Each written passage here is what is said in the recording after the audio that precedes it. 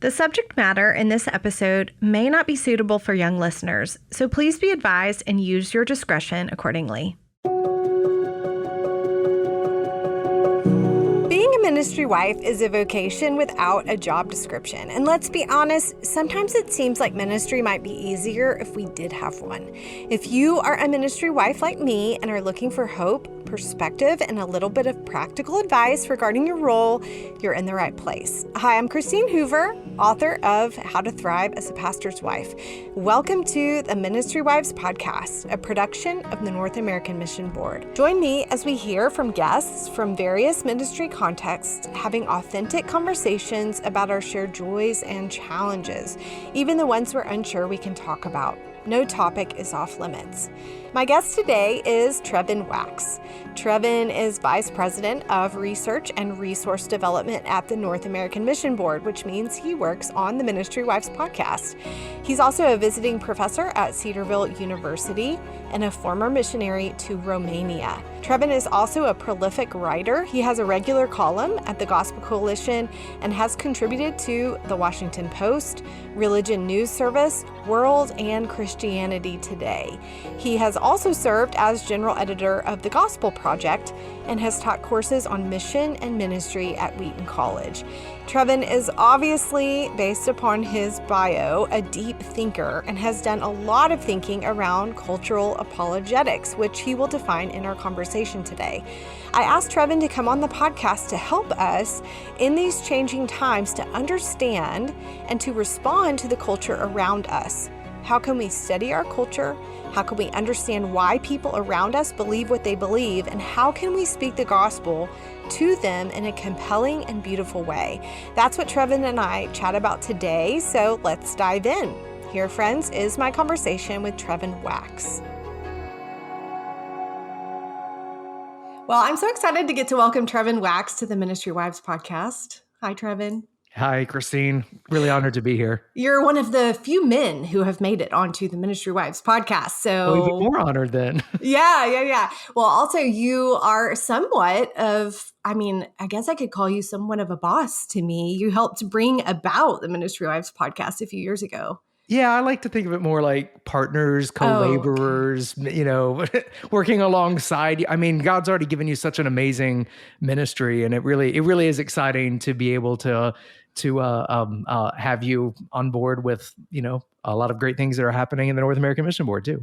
Yeah. So tell us about your job at the North American Mission Board. Yeah. So I oversee a small team of, we do research and resource development for pastors, for planters. We oversee the site newchurches.com, for example, that has like video courses and ebooks and articles all for free for pastors, church leaders, potential church planters, or current church planters.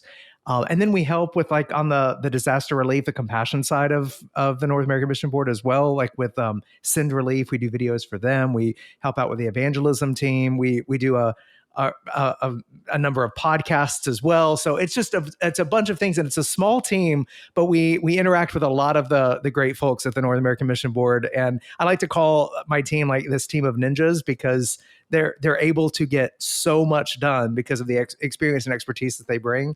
It's really fun to be part of it. Yeah. A small but mighty team. Yes, that's right. Do you have other resources besides Ministry Wives that women who are listening could go and check out? New Churches, do they have stuff for the wives and for women in ministry there?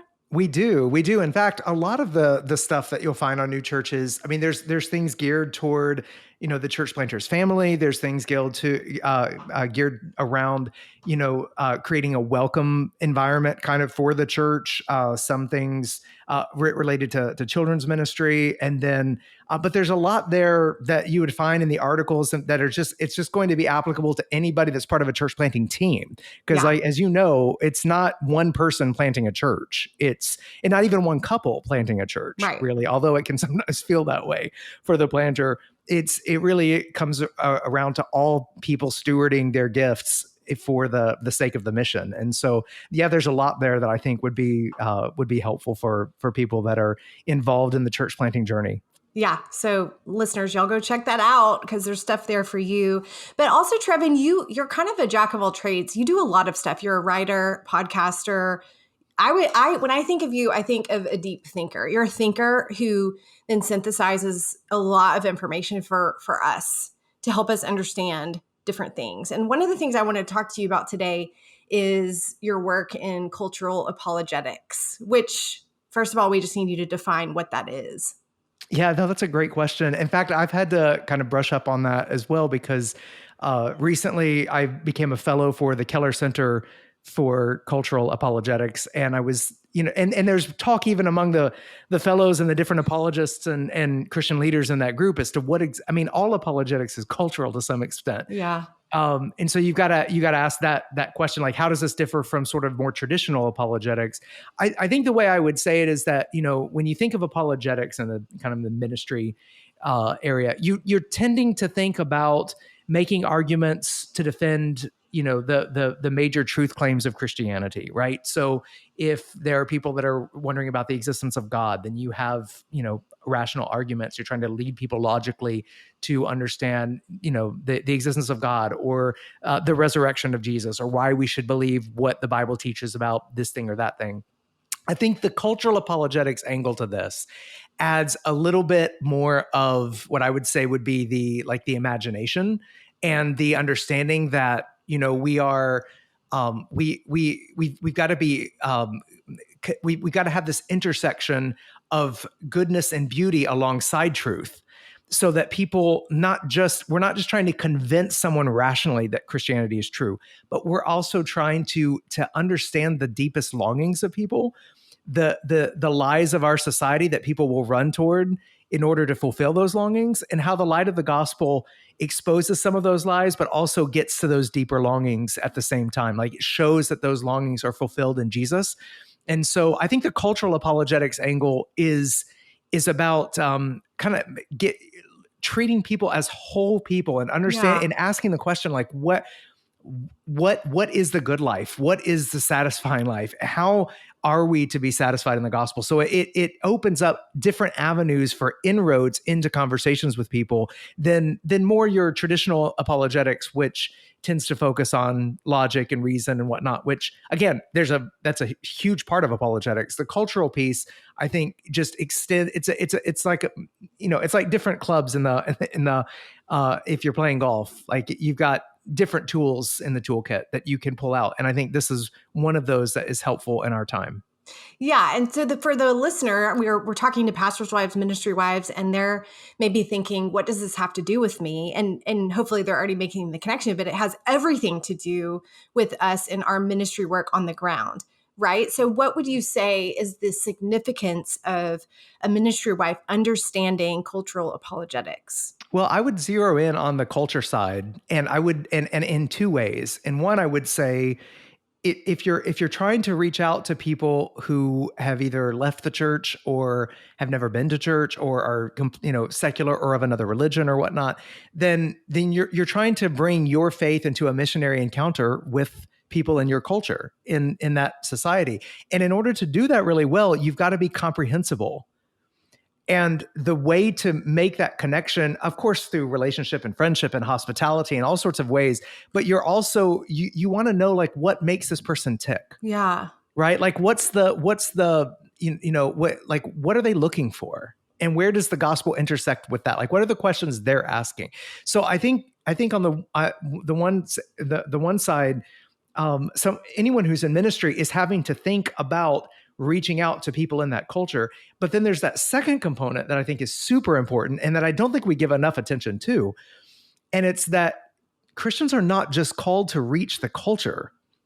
We've got to bring a culture of our own to the world. The church is to be a kind of culture. So the cultivation, like, so just reaching out to a neighbor, for example, to bring them into your home, is a wonderful way of reaching out, but you better have a good culture of the home to bring them into, right? Like, there's like the hospitality aspect of this, and the way that the church, is together. Like, the church is itself is to be a culture within a culture. It's the counterculture. And so sometimes we think of just as culture as something out there that we are to engage, while we also don't recognize that we are to make and create culture in here, in our own families, in our own churches. That itself is a really powerful way of demonstrating the beauty of the gospel for people to see. That's really good. I like that you're saying be intentional about really studying and knowing what people around you are longing for, how they define the good life is how you described it, but then also being intentional in the choices you make in your family and in your churches so that you're kind of answering those questions or you're reflecting back to them in some ways that causes them to have to think about what they think, if that makes sense. That's how I'm thinking of it. But so I'd like to break that up into two parts and first talk about how can we be intentional in studying the culture. So this was super important for us in church planting because we moved from, even though we were still in the US, I felt we had moved from one culture to another. So as soon as we landed on the ground, we did a parachute church plant. And I realized people here think differently. They respond differently to different things. They care about different things than what the culture I came from. And so I had to be really intentional about asking some questions to try to be able to even relate to people. So I'd love for you to speak to that. How would you encourage us to begin to discover what is it that my kind of microculture values? I think that's such a great question that you're asking about the particular region that you're in or the people Yes. that you're called to reach. And I think with the very fact that you felt that sense of disorientation means that you were thinking like a missionary. Because at the end of the day, you know, and I've done work for several years overseas, and I've been in different parts of the United States. It like when you go into a place and you're wanting to be, you know, a gospel presence and a gospel proclaimer, you know, then you've got to ask those kinds of questions. We expect missionaries to do that overseas. I think people are surprised when they have to do it even here. And even I would even say for listeners who are not necessarily called to leave one particular place and go to another, it may be harder, but it's still really important for them to think about the cultural milieu that they're in. It's Yes. actually sometimes easier for someone like you who transplants like parachutes into another place, because if you it's kind of like you go from one fishbowl to another, and it's like, oh, this water's different. Yes. For a lot of people, they don't know the water around them because they're just fish swimming in the water like everyone else. And so it that sense of disorientation can actually be really helpful. And if you don't have that sense of disorientation in your own cultural environment, because it's where you've grown up and it's where you've ministered for a long time, then it's really important to talk to people from other fish bowls, so to speak, so that you're able to see they're able to help you see the things you can't see in your own culture. So you can see through things, you can note things, you can begin to recognize like what will resonate with people, what will not resonate with people, like what are people searching for here. And of course, every individual is different. There's a little bit of a danger whenever we talk about cultures and we sort of flatten distinctions, because like when people talk about the culture of like a big city, you know, I was in New York a couple of weeks ago. I mean, it depends on the street you're living in as to what the culture is going to be like, you know, the different ethnicities everywhere and the different cultures that different immigrants bring to a community. So it's really important to have that larger focus on culture, but then to get really specific in conversations in the neighborhood with people that you're, and even different homes in the neighborhood will have different cultures. So think on the macro level and then think of the micro level. And you do that through a lot of listening, a lot of reading, a lot of praying, and a lot of conversation, I think, with people that are well equipped to be able to help you navigate different cultural waters. Mm-hmm.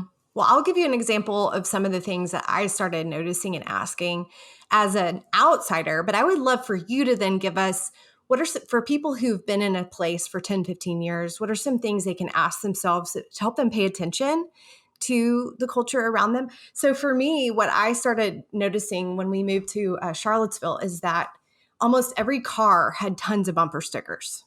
It was crazy. Also personalized license plates. I don't know, but I started reading them. I would almost get into accidents because I'm trying to figure out what their license plate says. But the bumper stickers I started realizing were in themes. A lot of them were about leisure activity, like the mountains or the beaches that were close to where we were. One of the other themes was politics. Politics is very important, and it was all one-sided politics, bumper stickers. And the third one was dogs. everybody loved their dogs. They love dogs. We always joked people love their dogs more there than they love children. Children were annoying in public places, but dogs were highly valued, and they would be invited in and, that kind of thing. And so that sounds really silly to say. Those are 3 themes that I saw, but that really helped me to begin to understand this is what people do with their time. This is what people are going to talk about. This is what's important to them. And so if I'm going to engage them in conversation, it's probably going to be around one of those things in order to kind of begin to have conversation. Another thing, just with the leisure, I noticed that a lot, that there were people gone a lot on the weekends. And so it was like the way people interacted and how they engaged was very different than where I'd come from. So those are some of the things that I started seeing and asking the question, how can I then go where people are or engage in a way that doesn't go against my convictions or my values, but I can engage in that? Where are places in Charlottesville I can be in that kind of sense? Because that's what people are going to be doing. So what would you say for somebody who is in the same place? What are some questions they can ask themselves to kind of parse out culture and what people are thinking about, talking about? Yeah, I think the questions that I would point to, I mean, that those kinds of observations you mentioned, I think are just our goal at helping people understand, okay, these are some of the things that I see make people tick. And this is some of the things that are valuable, that mean a lot to people in this particular society. I think the other things that you can tease out in conversations, and I don't mean like when you're talking with people, like having like this checklist of things that you're going to like walk down to, like basically like you're doing a survey trying to get to know someone. But in conversations with people, it can become clear as you ask questions, what are these person's hopes?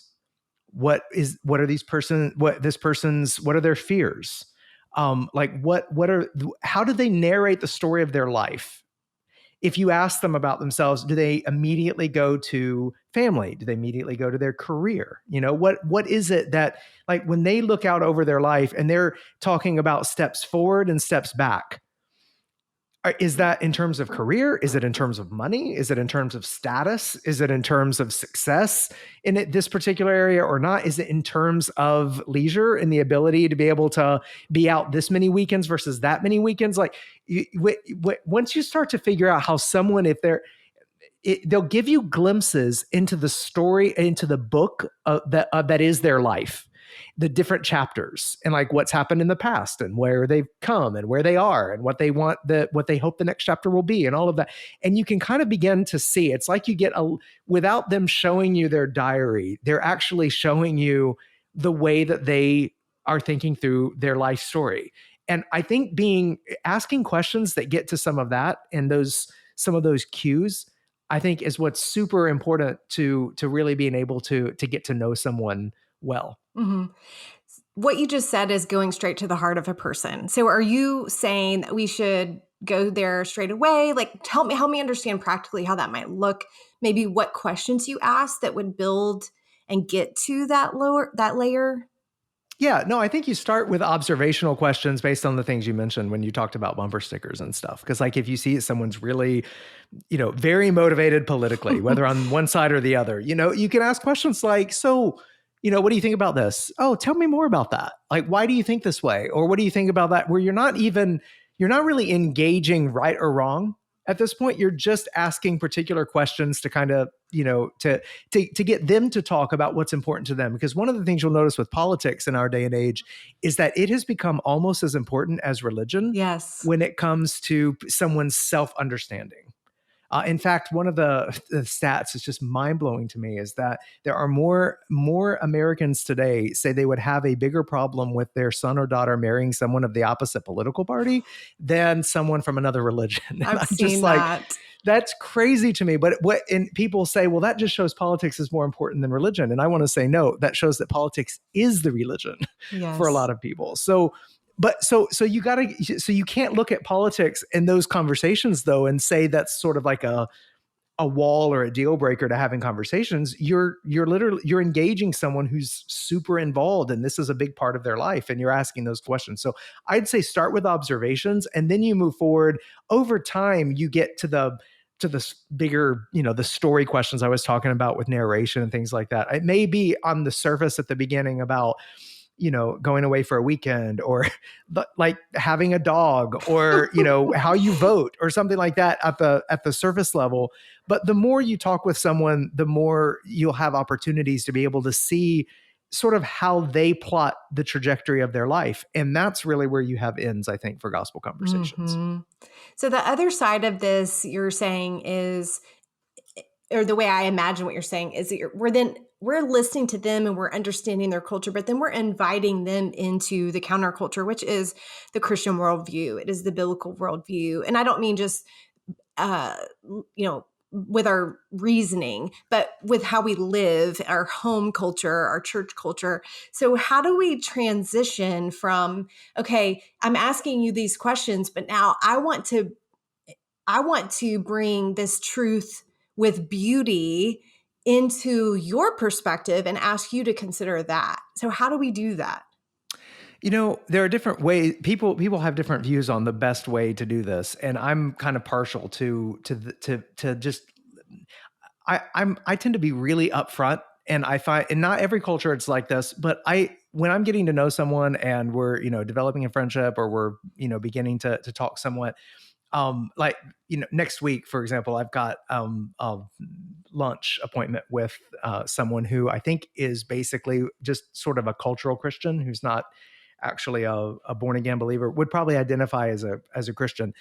But I'm just, and the way I do it with my personality and whatnot, it's just, it doesn't, I don't think it comes across as like abrasive, or like, it's sort of, hey, if you're going to get to know me, you're going to hear about Jesus at some level, because there's really no way to get to know me without that aspect, right? Like that, my life, and I hope we would all say this, that we don't want our lives to make sense apart from how Jesus plays a role in our life, like how he's involved. So basically, without like doing it in a really disarming way to where it's just a part of you, like you're not trying to hide it. There's no bait and switch. You're just bringing your full self to the conversation as well. I have found that that's, for a lot of people, it's refreshing, and they don't feel like necessarily you're trying to sell them something or trying to, you're bringing your whole self. And then when you invite them into the community, you're inviting them to witness something or to experience something that really is impossible except through the church community. And so this is one of the, a lot of people will complain that, well, everybody should be such a great personal evangelist, that, evangelism isn't just inviting people to church. And I hear that, and I want to say, yes, we should, train people to know how to walk through the gospel and understand the basics of the gospel and all those conversations, and totally am on board with that. But when people say it's not just inviting people to church, I want to say, but that is a really powerful way of helping someone understand the beauty and power of the gospel. Like when you're suddenly in this place with lots of people who believe that Jesus was raised from the dead, and they're singing their hearts out to him, like there's something really powerful about that. Like there's an evangelistic tug in a really good church culture. And I think that's a challenge for us. Like, is that our church culture? Right. Like, like, are we basically going out to like reach the culture, but then we're bringing them in, and we don't really have a beautiful culture of our own to bring them into? That's why we've got to do work on both the fronts, the reaching out and the cultivation.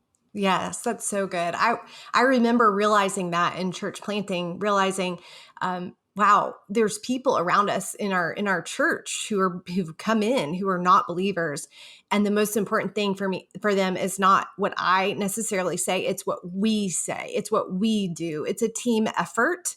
I think that's what you're saying. It's just how we love each other, how we have hope, how we worship. All those things are so important, that we're living that our faith for in front of these people. So can you speak to that as far as ministry wives go? How can we contribute to that culture? What are some of the things that you would say is important for us to consider? Because we have influence, but many of us are not actually in leadership of the church. And so what can we do to contribute to that?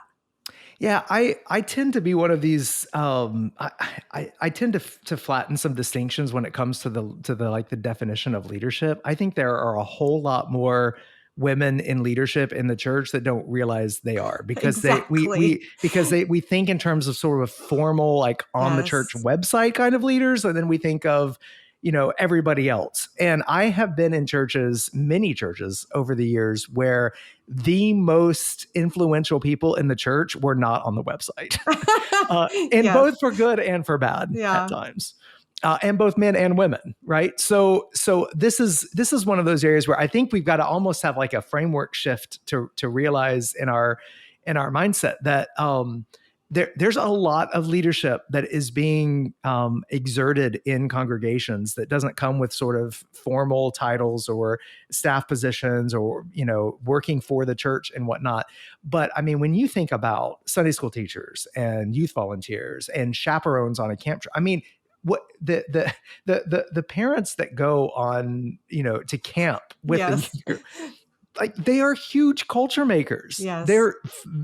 I mean, when I think about my own experiences, going back to youth group days and whatnot, and I think of student ministry, I think about a lot of the teenagers that were with me, but I also think about those parents who would open up their homes for, a Disciple Now weekend kind of a thing and things like that. So all that to say is, if you're in the church and you're listening to this podcast, you are a leader in your church. Yes. And you need to lean into that and recognize that God has given you a sphere of influence.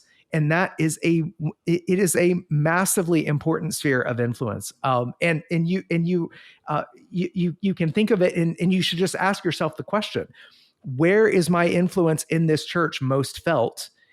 And what influence do I want to be? Because I'm just afraid with the informality of it, we lose the intentionality of it too. Mm-hmm. And you can be an influence unintentionally, but you're more likely to be a good influence when you have good intentionality behind where it is. So asking yourself the question: what is the sphere of authority, the sphere of leadership, the sphere of influence that God has given me? And and for a season, it may be, it's my husband and my kids. I've got like 4 kids at home and they're all under this age, and they're, or things like that. It may for a while be predominantly the family. But looking out, asking that question year after year: what spheres of influence has God given me? Where has he called me? Then looking at that, and then that sort of intentional mindset around cultivating what that's going to look like. I just think we undercut the vast amounts of influence that take place in the church that are not formal. And we really, really need to rethink that if we're going to be effective in the days ahead. Yes. Thank you for saying that. I think that's absolutely true. And I especially think it's true in this area of cultural apologetics, because I think about, with church planting, with ministry, the most important place that I've done that is in my home, is bringing people into my home, or building the culture in my family when my kids were little, so that when people come in, they see what, I'm not doing it for them to see it, but we've built a culture in our home that I want to invite people into to be a part of. The most important place I've done that is my home. And so women, I think, especially because we're using this word beauty and goodness, I think women especially bring that aspect, not that men can't, but I love what you're saying, because it's just a charge to women listening to say, this is on your plate. You can, with whatever God's given you, use it to bring people in to the culture of the church and into your family.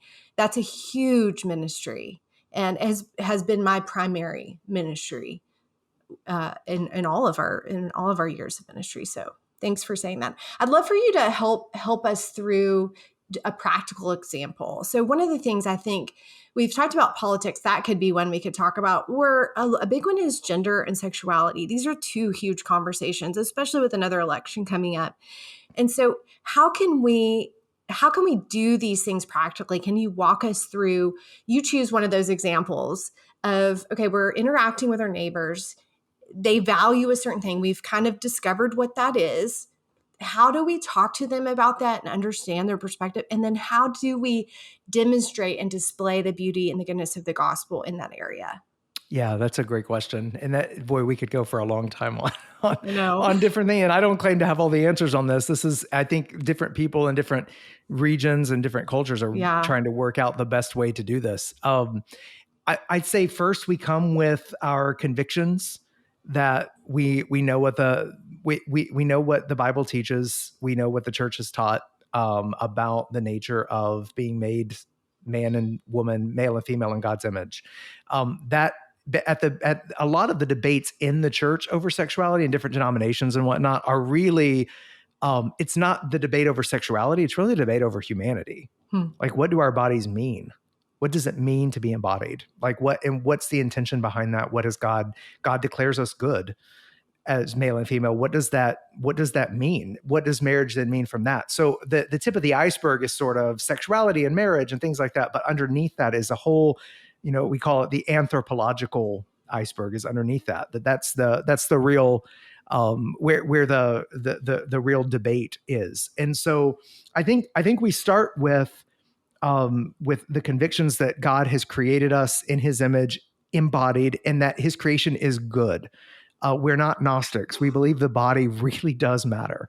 And so you're not just a feeling. You are, like your body and soul, you're connected. And that's the way it's supposed to be. So I think we start with the convictions, and then we look for ways to have conversation. And we recognize, because we live in a fallen world, there's going to be a lot of confusion that requires compassion. So I think we start with the convictions, and then we seek to engage with compassion when, we shouldn't be surprised, for example, in a pornified culture like we live in, there's going to be all sorts of confusion. Think about adolescents and all the messages that they hear being bombarded on for every front. Think about the access to pornography that kids have at such a young age. Is there any like, surprise that there would be, confusion and sort of the, like, even the way like the brain is wired for like suddenly there to be all kinds of attractions that they're trying to figure out, like who they are. Like, am I gay? Am I straight? Am I non-binary? Am I a girl trapped in a guy's body? Like what, like all of those are questions that are the downstream effects of the sexual revolution and a lot of the challenges that we face in a world that prioritizes sort of your inner spark and essence over what it means for you to live within the God-given good constraints of the body. And we recognize, though, that fallenness is real. And so we shouldn't be shocked or surprised or react with, condemnation when we see people struggling. I think where the church has a difficult time on the sexuality questions is that you often have two sets of people, and they're going to require different kinds of responses. On the one hand, you've got some people who are struggling and who need, who really just need people in community with compassion, walking them through particular struggle, helping them through confusion, helping them understand what God's word says, and being willing to. I say for people like that, if they're non-Christian, you've got to be willing to basically be the bigot or the bad guy. Like you got to understand from their understanding the traditional Christian view of sex and marriage is overly restrictive. They might even say repressive, harmful to people, and also discriminatory in some way. So because of that, they're going to immediately label you on that side, even people that are struggling. I think the call of the Christian there is, can you basically blow up all their categories? Like, can you basically show through your conversations, through your compassion, through your can you basically, like, not necessarily that you're going to convince them necessarily, or that you need to be arguing about this all the time, but can you show them from your life that you're not sort of this caricature of a person that they have in their mind? So that's one of the areas in which we'll have a lot of work to do. But then the other, so you've got the people sort of struggling through this, walking through this, or they're the sort of the conviction with compassion side. But then you also do have like activists who are very politically forceful. I mean, they're moving into all sorts of areas. There are states debating whether or not, young children should be able to be taken from their parents if their parents disagree with a gender transition. I mean, like total all out culture war at this point on, in some cases, what has traditionally been seen as, not just a Christian, but a worldwide understanding of embodiedness. And in those cases, I think sometimes we tend to treat everyone as one category or the other. Like we tend to look at anybody who has a different view on this, and we see them in the activist camp. And most people just are not. Most of the conversations that you have with people, they may have imbibed a certain view of sex and gender and sexuality or whatnot, but they're not necessarily an activist out there trying to take away your church's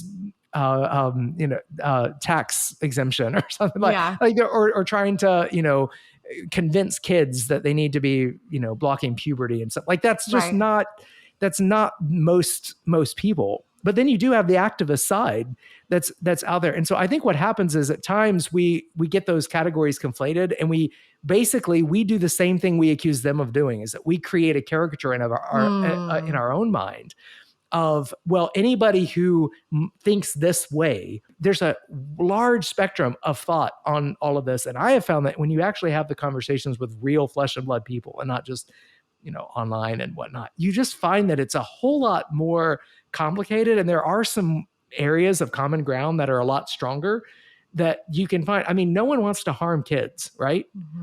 And so if you recognize that, you actually have common ground even with someone who you think they are harming kids by what they're prescribing kids, and they think you're harming kids by not doing that, but you actually do agree we don't want to harm kids. Like that's why we're having the conversation. Right? Like I think looking for that kind of common ground to keep conversations open is really strong, and try to blow up the categories and the caricatures along the way. I like that. Blow up the caricatures, both ourselves and them. Have the conversations.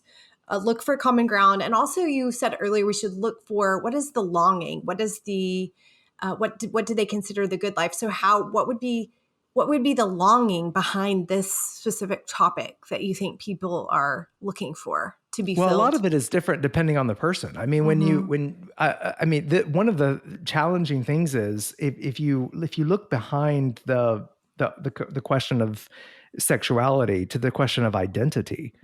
A lot of it is the longing is, this is the way I'm going to find purpose and meaning in my life, is that I'm going to be true to myself, whoever myself is whoever I've determined myself is going to be. And we just happen to define ourselves by our deepest desires. And so like, I am my desires. So, but people do that. I mean, just bracket the sexuality question. We do that with everything. Do that related to any kind of desires. In fact, in the church, it happens all the time. So like that's the deeper longing that's there, where then as Christians, we've got to be able to come in and recognize that when we see it, and then be able to, what I like to say is uncover the areas of anxiety that come about from that way of life. Because there's a lot of anxiety. There's a lot of, if you living your best life is all up to you, then really, I mean, if you're not feeling happy and fulfilled and feeling like you've gotten in touch with your deepest desires and you're living them out and expressing them out and getting all of that affirmation, you're either going to blame people for not affirming you in your desires, whatever they might be, or your trajectory in life or the decisions that you make, or you're going to blame yourself because your desires are in conflict at times. You can't have everything you want. You've got to figure out what kind of desires you should be more inclined toward versus not. So it's you, and you can see the areas of anxiety and the loneliness that comes about in a culture all around us. It's everywhere. And so I recommend people, the book I wrote on this topic, Rethink Yourself, is really about that. Like, where are those areas of anxiety? And then how does the gospel speak to those? Because I feel like that's the end. Yes, in having those totally. conversations. Everybody, I mean, these days our age is characterized by anxiety. Yes. So yes, that's very helpful. Uncover the anxiety, the area of anxiety.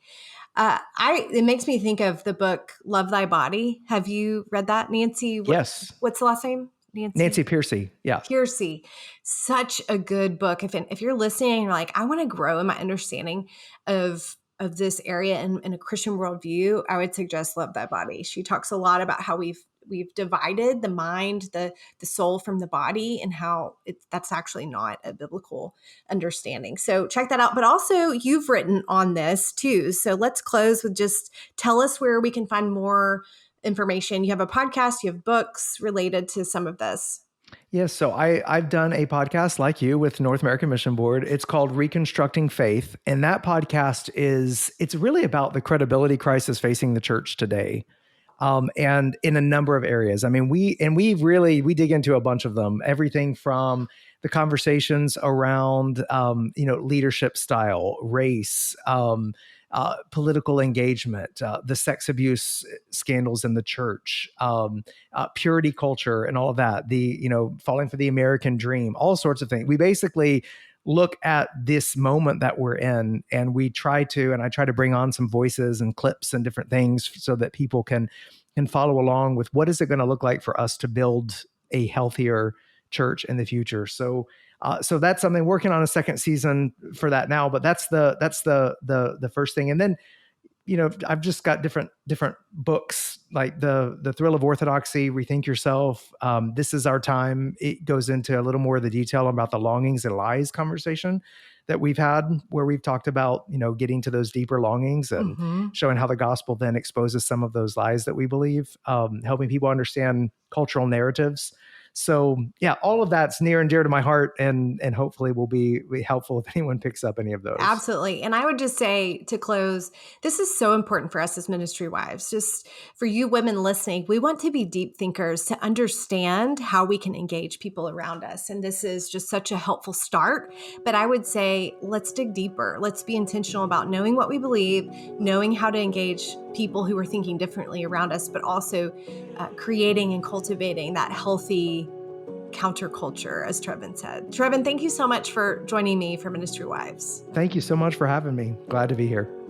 Thanks for listening to the Ministry Wives podcast, a production of the North American Mission Board. I would love to hear from you. We are creating an episode full of our listeners' funniest or most embarrassing moments in ministry. Record and send your story to me at the link in the show notes. And don't forget, if you found this content helpful, please rate and review us on your podcast platform or share it with a friend. You can find this podcast and other helpful resources at ministrywivespodcast.com. So what we want to do today was have some follow-up questions from those things. You know more about my life than I do right now, so it's all right. Dr. Tony Evans is an internationally acclaimed preacher and author. Listen to his story from the very beginning, start to finish, the life and ministry of Dr. Tony Evans. Episodes drop soon. Subscribe wherever and however you listen.